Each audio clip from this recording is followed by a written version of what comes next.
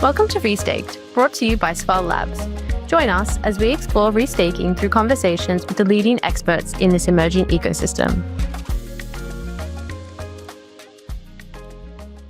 Jim, everyone. Welcome to the third episode of the Restaked podcast. Today here with us, we have Bio, the CEO and founder of Orki, a Liquidity V2 fork on Solchain. Super excited to have you here. Maybe it would be good to start off with a quick summary on what Orki is, and then would love to hear more about the top-down elevator pitch on what Orki has been building, your visions for Solchain, and maybe your grander visions for how you see Liquidity V2 playing in the space. First of all, thanks so much for having me today. Very glad to be here and to showcase what Orki is building. Orki is a native credit layer and stablecoin protocol on Solchain. It is in its base layer a collateralized debt position protocol derived from Liquidity V2 fork, as you mentioned. So anyone can basically borrow USDK, which is our stablecoin, against their staked and restaked assets without losing their staking rewards. They can set their own interest rates, their own risk. So it's a pretty flexible platform. USDK or Orki itself, it's a yield-centric protocol. I think we were purpose-built for Solchain, and we are also part of the forkonomics family of Liquidity. This put us inside of a very good triangle in terms of like blue chip native assets that actually produce yield as collaterals, then a battle tested CDP design that can mint this stablecoin that is robust. It is already backed by some native yield from the collaterals, and the design of Liquidity itself, it's super impressive. It's super elegant. I think we can do a lot of stuff with it, right? It's all about how we direct our efforts. When we were building Orki, I think there were many pieces that came into play. So, as you mentioned, Liquidity V2, it was the main option for us to go, just because it gives us the flexibility to bring to new chains and to new products the versatility and the flexibility of Liquidity. We have designed Orki from scratch to boost the restaking economy. So all of the staking and restaking assets that were idle, I think many users, after they reached the liquid staking platforms, they got not stuck. It's not the right word, but they start holding the assets and not having much more to leverage with them. I think Orki also gives this way to leverage Solchain in terms of assets to bring more TVL and focus really on the capital efficiency of LSTs and LRTs as a backing. Yeah, that makes a ton of sense. And one of the reasons we were super excited about a Liquidity V2 fork is that it is somewhat self-bootstrapping in that if you look at a traditional lending market like Euler or Aave, unless the stablecoin is already there, even if you have ETH and you want to borrow a stable against it, you can't necessarily do that. And so one of the things that is super interesting about CDP protocols is that they don't need that initial liquidity. All you need is the right collaterals to get the stablecoin, and then you can do more things in the ecosystem. Going back to like Liquidity V1 was like you deposit ETH and you mint the stablecoin. For you, what are the things that excite you the most about the change in design from Liquidity V1 to Liquidity V2? That's an interesting question. So let's say in before, Liquidity V2 already has a very good design. It was a little bit limiting in terms of flexibility because it only had one asset, which was it. And there was like a fixed borrow rate that you will pay up front. Doesn't matter like how much will be the size and how much will be the time that you will be borrowing. You will pay upfront all the borrowing costs. With the V2, I think it gives even more opportunity for people that just want to give loops on their yields or to hedge their capital, or maybe they want to take an opportunity, a flash loan, anything around these lines becomes much more efficient on V2, because now you can set your own interest rates, you pay as you go. The only interest rate that you pay upfront is basically the 7 days of the interest rate that you choose instead of this year that you will be paying upfront before. So I think this also brings a lot of composability and availability to make new actions, right? To hedge and to leverage even more further than V1. It also gives more flexibility for a user that wants to choose what's the most convenient way for them. So let's say if I will probably buying a house, which is a loan that I know that is long time, I would want it to have a fixed rate and the cheapest that I could potentially do. I will probably use V1 for this type of things. Because you already know the interest rate that you will pay, and if you have the capital to pay up front, then I think it will be one of the ways. The other way is for people that want to just hedge the capital, right? If you want to open your position on the V2, you can have a little bit more interest rate so you don't get the redemptions, and you can hedge with your stable coins as the market go, and you can understand if you will need to buy more collateral, if you just repay your debt and as you go, if you re-leverage by buying more ETH. I think both protocols are still going to be alive in the end, and they just will feel different purpose. Gotcha. That makes a lot of sense. I think one of the biggest things that we've seen with Liquidity V2 as well is this whole concept of like the forkonomics, like Liquidity released Liquidity V1, and then it felt like everyone was forking Liquidity V1, and this was sort of Liquidity's response to saying, hey, instead of forking the code, let's work together. And so how do you see Orki playing into Liquidity V2's forkonomics? And then also within Solchain, how do you see Orki V2 playing into Liquidity's forkonomics design? Like Liquidity V1 was super heavily forked, and then Liquidity sort of came up with this model where the code was licensed, and then you have to buy the license from Liquidity, and then you can fork the code, and then it all plays into the Liquidity ecosystem. So I'm curious about how Orki ties back to Liquidity's vision on V2, and then we can do the second question after. Okay, so on that, let's say, so V1, as you said, was the most forked stablecoin protocol when they launched. It was also the one that got grade A in the blue chip classification in terms of stablecoins. And I think this shift from Liquidity, it's more about keeping the ethos together of what is Liquidity, the immutability side of things, and what they are trying to achieve in terms of like permissionless money and decentralized credit and stablecoins. Orki on that will play, the role that I think Liquidity is expecting. So in my perspective, which could be totally wrong, we never discussed this directly with Liquidity team, to be honest.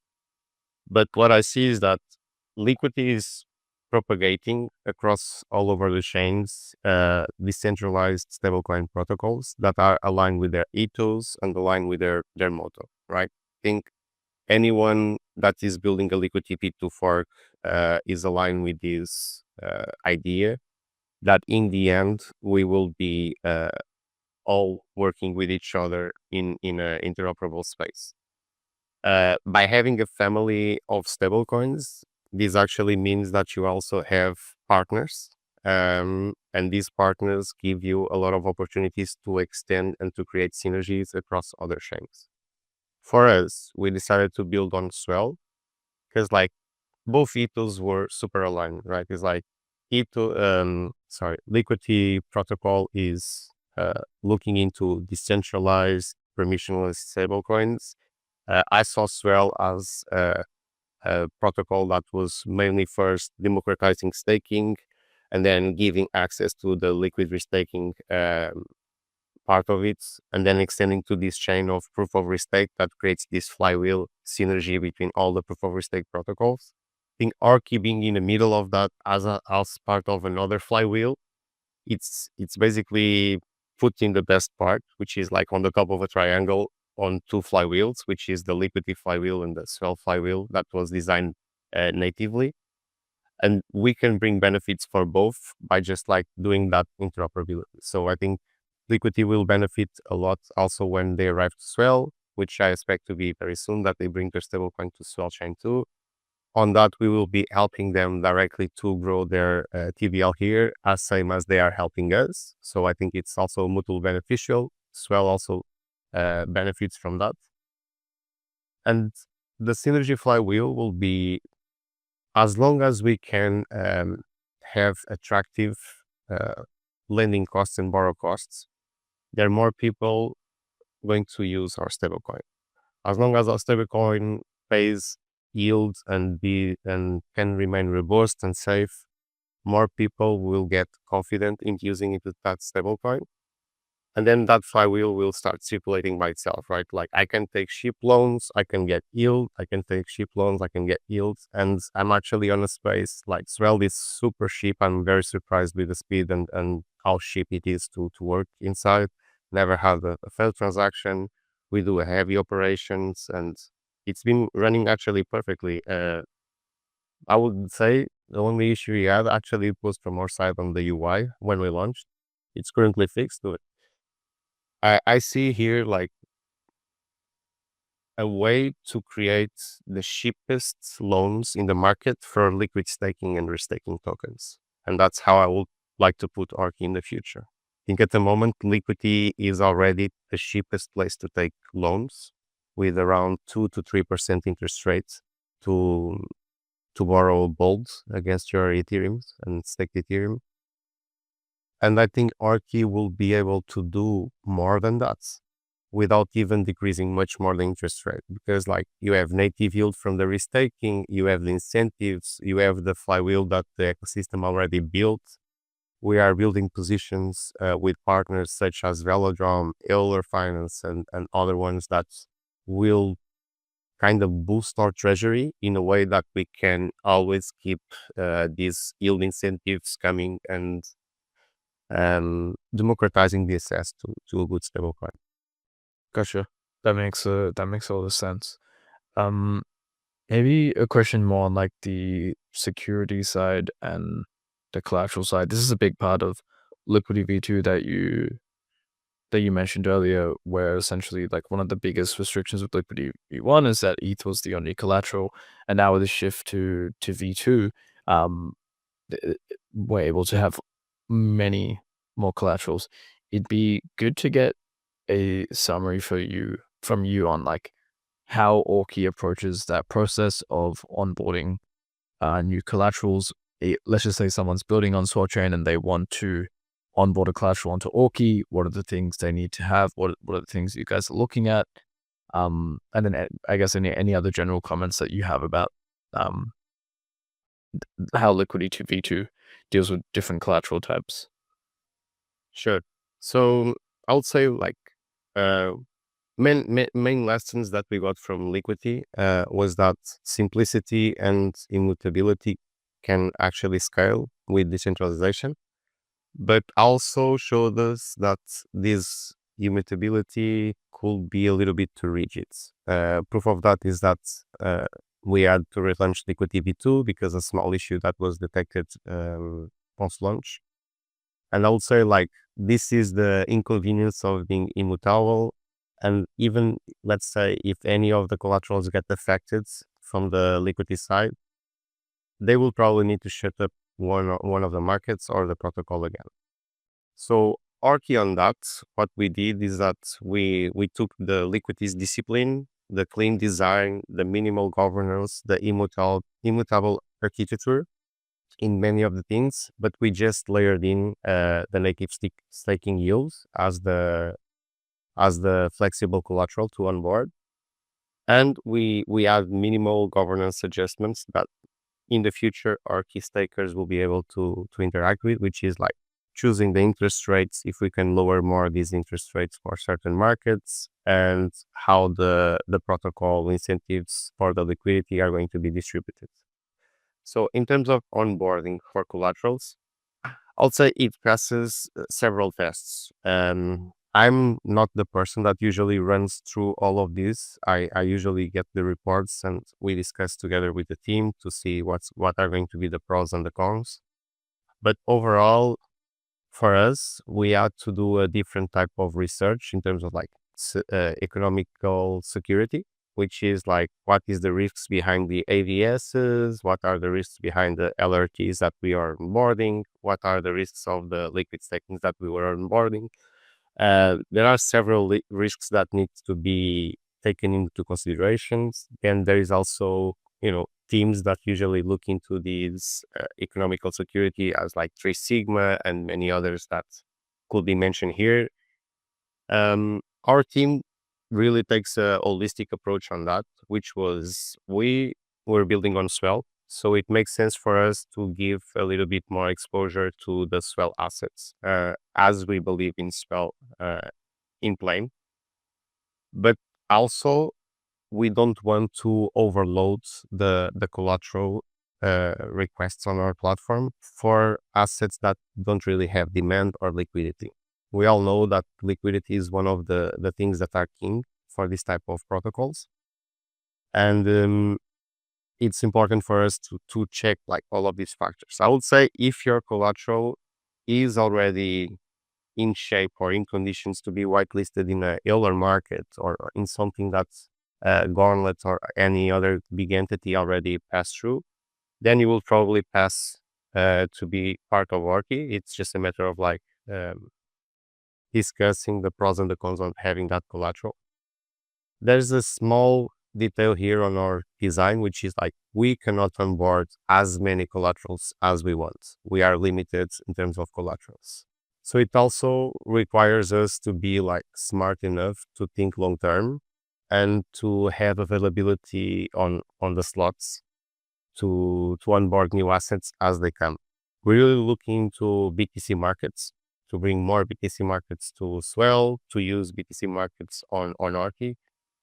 Currently, I think we are the fork with more collaterals available from launch. So most of the forks launch with one collateral and then progressively expanded, or either they just launch with fixed 3 or 4 collaterals and they don't intend to expand anymore. We launched with 5 and we are thinking in expanding even into more. So it really is about like aligning the partner that we're going to onboard, like what's going to be the go-to-market strategy for that. And if there is economical security, that will not put anyone in risk, or that we will not just basically be forcing this partnership to happen without actually having the conditions. Gotcha. Cool. And yeah, thanks so much for that summary, going over, how you guys approach security, the collateral. And I think it's gonna be super interesting to see how each of these Liquidity V2 forks expand. Like I think Liquidity with their own release only have Restaked ETH and RETH in their deployment, and so I think it's going to be interesting how these different forks interact, how these different collaterals play, and so yeah, we're super excited to see how Orki has the stablecoin for Solchain, like the Restaked stablecoin backed by LRTs, is going to continue to grow. Maybe moving into this next section, we're going to be doing a bit of a quick fire. This is not super related to Orki. This is more maybe for you as a founder in the space to give some like quick thoughts on crypto, or what you see that it's exciting. So as a first question, if you had to be excited or like to take a bet on something in the space right now that isn't Orki, is there anything in the space that's super interesting to you outside of Liquidity V2, outside of Orki? I would say agentification. I think I was just gonna put this term as like a global term, like agentification, because anything automated, non-custodial, and directed as like an agent or something that is customized by my own, I think this is going to be the future, even if we try to avoid it. It's like as like Liquidity democratized the access to stablecoins, Swell democratized the access to staking, then somebody is gonna democratize the access to flashbots and all of these type of things that are going to be just like part of a stack on an agent that you pay as a plugin to upgrade. And I really think like agents in the end are going to be something that I would be super excited.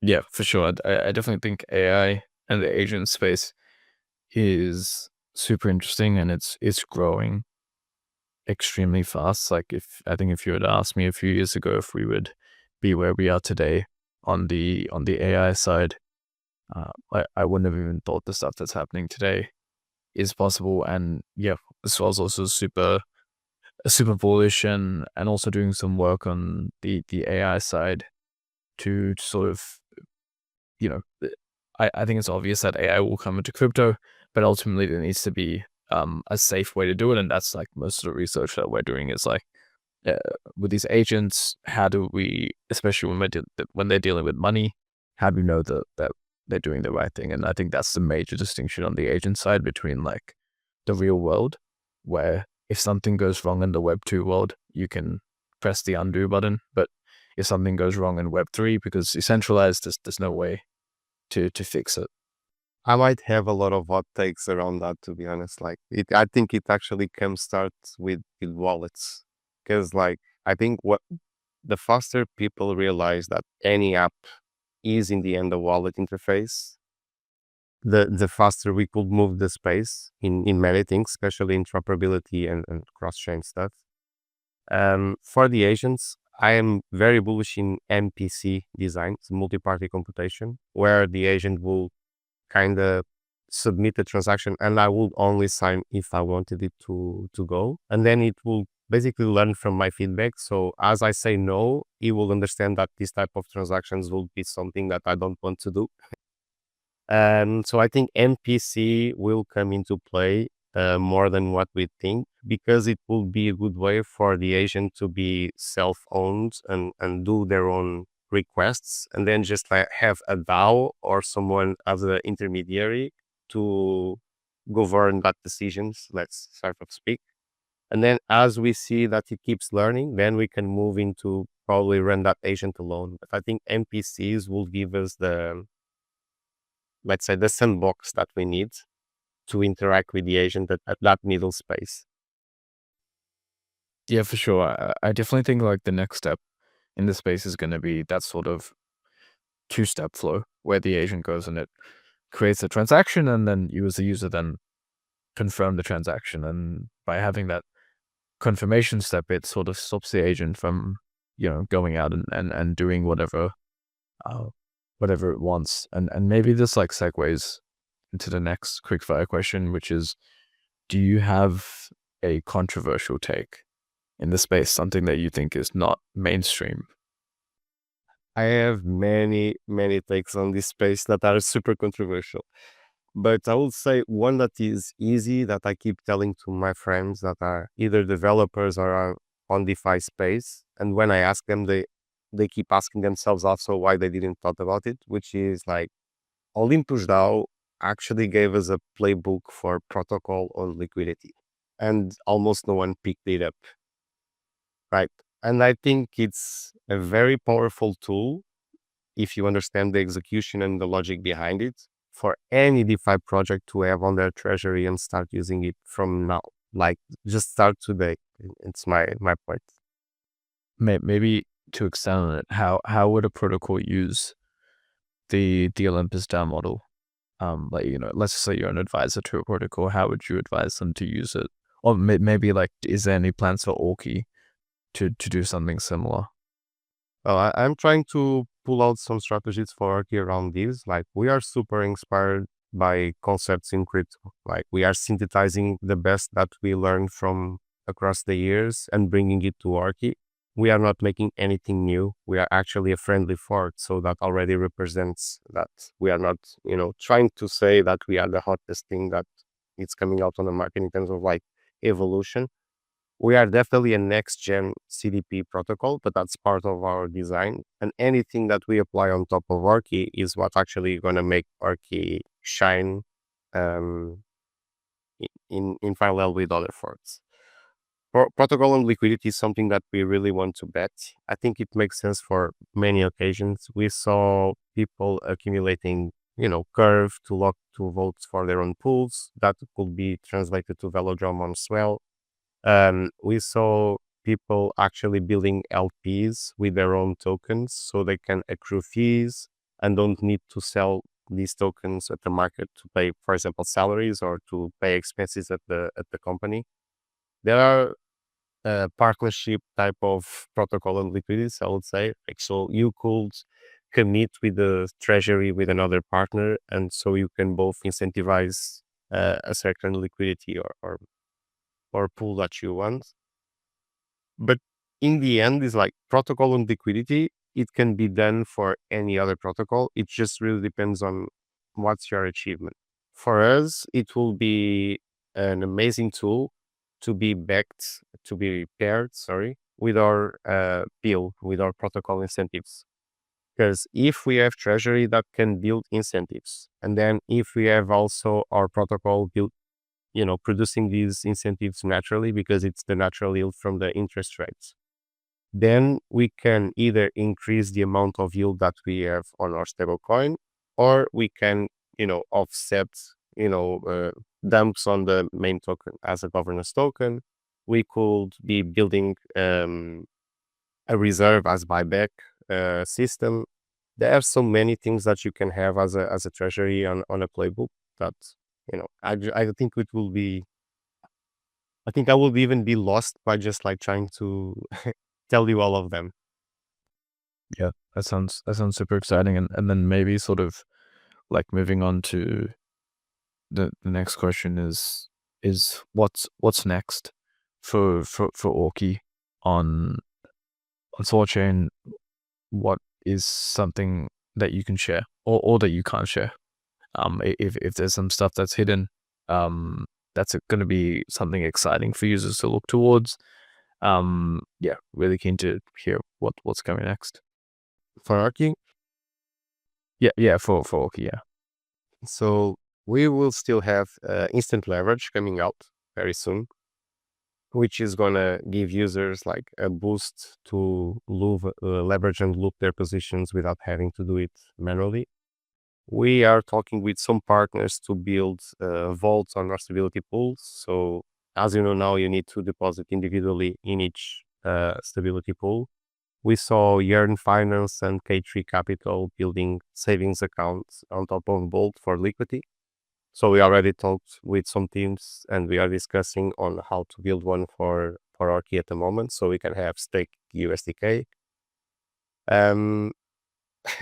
There is a boost incoming from Liquidity lands for the points on Orki drops. So anyone that aligns with Liquidity land will have a boost on that. And there is some partners coming that we are still kind of trying to disclose, but I think it's too early because it's not closed yet. Gotcha. That sounds super exciting. What's something that you want to see other builders doing with Orki? Like if you could pick something for someone else to build on top of Orki, you already mentioned vaults like USDK, which I think is super interesting, like some type of aggregator between all the stability vaults. Is there anything else that you'd like to see built on top of Orki? So I think redemption agents will be funny to have. So redemptions are a manual process at the moment, so the user will have to go and redeem directly from our interface or from the Explorer. I think having some sort of agent or automation, even like a hook that will be able to, on a swap, if the stablecoin was under the price, it will just like swap and redeem at the same time. That will be very interesting to see. Other things I would like to see, it's more people building leverage solutions with USDK. Also, if there is like perpetuals or any other protocols coming into Swell on these lines, it will be nice to have USDK as the native stablecoin and help them grow the liquidity there. I think there's a lot of stuff that you could do on Orki. Like, just imagine that it could be your savings account, it could be your credit layer, it could be your anything for day-to-day crypto, to be honest. One of our partners at the moment is also EtherFi. As you see, they have like credit card, they have like things coming up, and I think Orki might start going into some of these directions, but not for the payments rail, but much more on the yield farm. So we are going to be yield centric always. Gotcha. Super exciting. And maybe to close it out, where can people find out more about Orki? Where can people follow you? Yeah, I guess here's your chance to share all the socials. Where can people be the most up to date on what's coming on with Orki incentives, etc.? So you can visit orki.finance and see our website. From there, you can take into our app and our documents, so you can learn a little bit more about us. You should definitely follow us on Twitter, because that's where we are the most active, which is Orki5. And then from there, you can find the link for the Discord. On the Discord, we are cooking new stuff. We are making cashback programs if you boost the Discord. We are having games that you can gamble to get exclusive merch that is not going to be to sale. It's only earnable on the Discord, and if you get those points, we will ship it to your home. Doesn't matter where you live. And so it's really like we are trying new things, and we are looking into who is the main community alive on Swell. If you are doing stuff every day on Swell, then definitely join us, because we are here also every day, and we are building for the next week, for the next month, for the next year. So just join us and see what we are doing. It sounds like you guys are having a super great community, and I'll make sure to jump into the Discord to check out. Yeah, we are trying some cool stuff. Like even the agent is not yet live on Twitter, because it's now yet only alive on Solchain on Discord, where he replies sometimes random stuff, but he's getting good knowledge so far. So it's actually getting very accurate and very funny at some point. Now we are going to move past to that, which is like having it on the social so people can interact more with the Orki intern. It's already a Twitter account if you want to give a follow. We only allow him to reply a couple of times a day, which is like when we can track actually what he's doing during that time, so we don't get any surprises. But yeah, in general, it's been like a very good experience. Like, I'm super excited by building here on Swell. I think people didn't ever take the opportunity to come here. They are missing out. Like, there is stuff that I never saw before, as like these Merkle programs that you guys come up with, like just hold a token, get incentivized with. There is also great teams here. Like, many of the restaking projects have like genius brains behind them, and we are building here basically for the staking generation.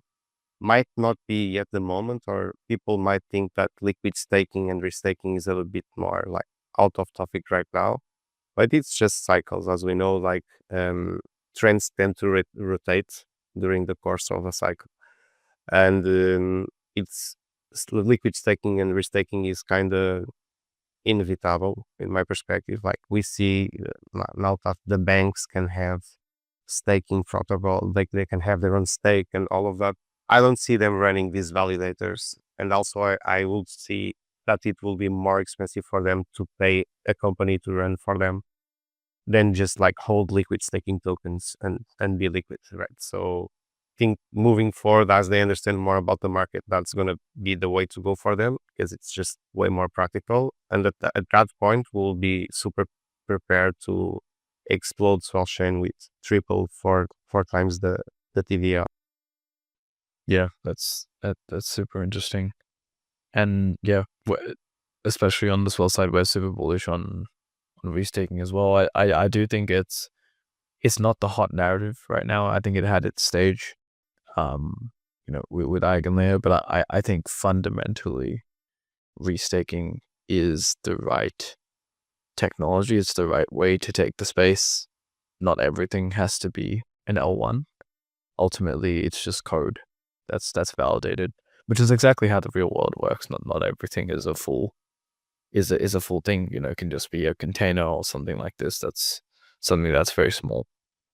Yeah, I will just start maybe that Orki is not really like a reaction to market cycles. It is an intention. We have designed our economics with scarcity, backed with collateralization with blue chips, boosted by self-fund liquidity, and it's going to be governed by the community itself. So it's in the end the synthesis of the best ideas that we saw in the space. So for those that crave more yields, and for those that seek like influence and systemic contribution, Orki is an invitation for you. Contracts are live, the incentives are aligned. So I will be asking us to be yielding intelligently, collectively, and maybe perpetually. For sure. And I think everyone should definitely go and check out Orki, check out all the yields. And yeah, we're super excited for the future of Orki as well. But cool.